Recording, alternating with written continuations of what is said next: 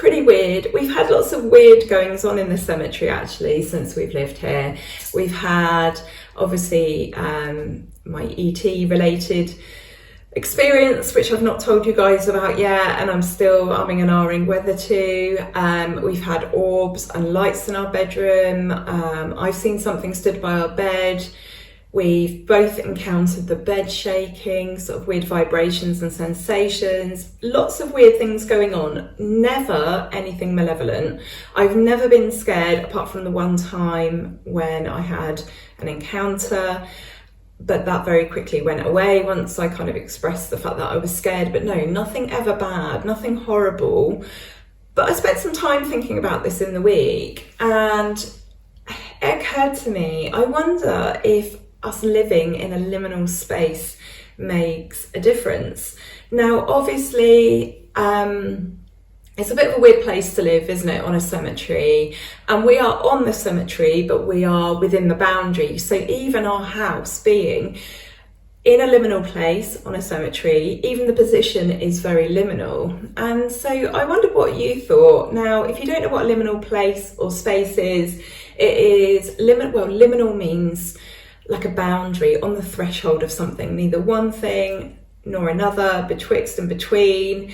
And so liminal spaces / places are considered to be on the threshold of the spirit world. They are considered to be portals to other realms. Obviously, it depends what you believe in. And they're like a boundary, they're like a transition from one thing to another. So if you imagine a stairwell, if you imagine some stairs, you're neither up nor down. I mean, obviously, if you're at the top of the stairs, you could argue you're more up or down, but you're in between, aren't you? You're in between the two layers. There are times that are liminal. So for example, midnight, you are, dead on 12 o'clock, you are neither one day or another. You're sort of in between dawn and dusk. You're not quite day, not quite night. The equinox, when the day and night are exactly the same, that exact point of equinox, you are in between one period where the day is getting longer and a period where the days are getting shorter. Same with the solstices, you're at a point where either day is longest or night is longest, and then that balance is going to be tipped. So yeah, they're thresholds, they're special places, and you can even have experiences that are liminal. So for example, moving. At the point at which you're moving, you're neither in one home or another. Breakups, you are not in, you've just gone past the point of being in a relationship and you're just about to enter like singledom or another relationship, so you're at that liminal space. And yeah, I've been thinking about this a little bit, and some examples of liminal places would be cemeteries, doorways on the edge of the shoreline, so it's neither land nor water, cliff tops where land and air meet.